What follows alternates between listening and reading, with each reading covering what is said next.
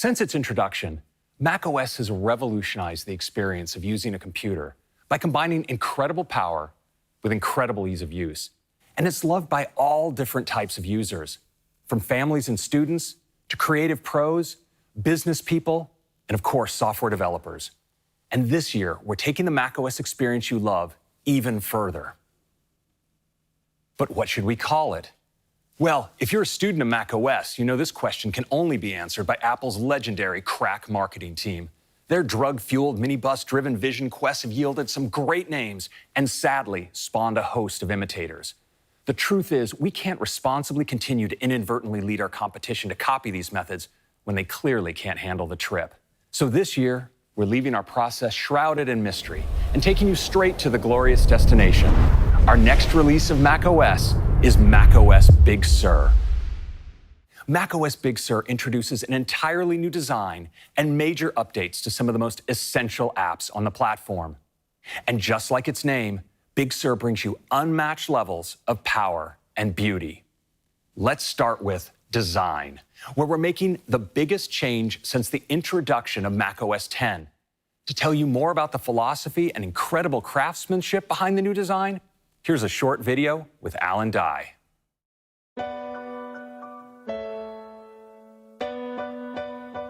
At Apple, design has always been about great ideas. Those ideas then are developed with this obsessive dedication to detail.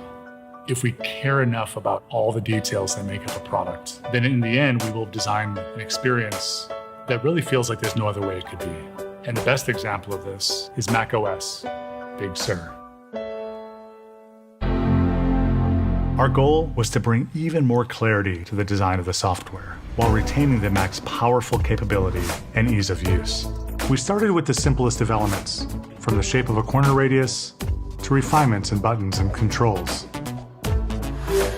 And we brought our unified language of symbols to the Mac, making them more consistent and easier to recognize. Depth, shading, and translucency are used to create hierarchy.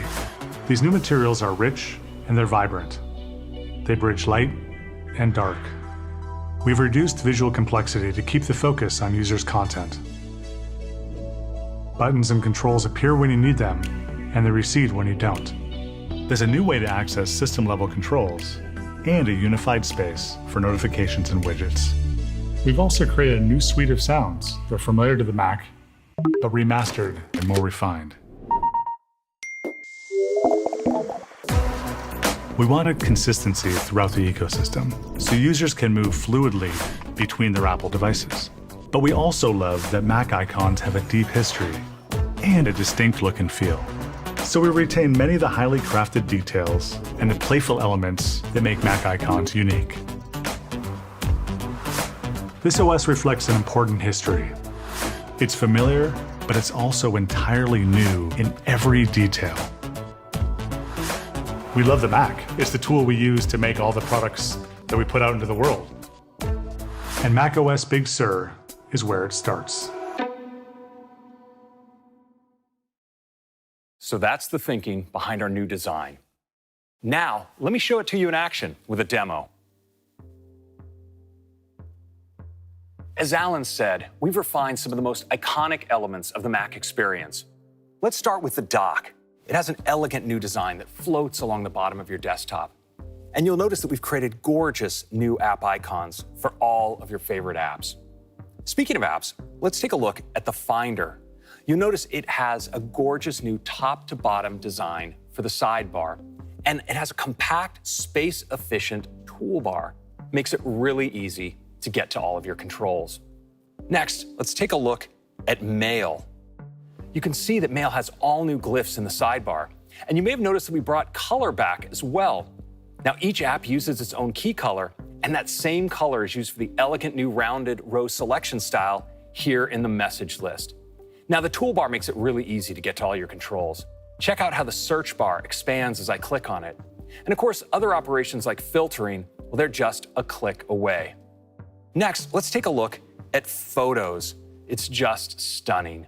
You can get to all your albums and media types from the sidebar, and the photo grid is backed by metal. So animations are super smooth, whether I'm scrolling, transitioning, or zooming all the way in or all the way out. It's beautiful.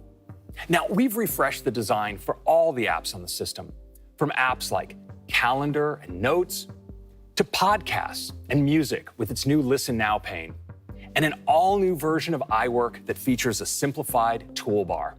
You may have noticed we've also updated the menu bar. It's now translucent and elegantly takes on the color of your desktop picture. And we've updated the layout of menus as well. We've given all the items just a little bit more room to breathe. Now, on the Mac, we love our ability to get directly at controls, like Wi-Fi or sound. And you can see that we've reworked these to be even more useful. But we've gone even further this year by giving you one place to get at all your controls. We've brought Control Center to the Mac. All of my controls are here, and it's really easy to make adjustments. For instance, I could change display brightness here, or I can click to dive in for more, like turning on dark mode or activating night shift. And what's really cool is that I can customize the menu bar with any of these controls. So say I want one-click access to Do Not Disturb. Well, I can just click and drag it right into my menu bar and customize just like that. Now, we've also reinvented Notification Center. You can access it by clicking on the time in the upper right.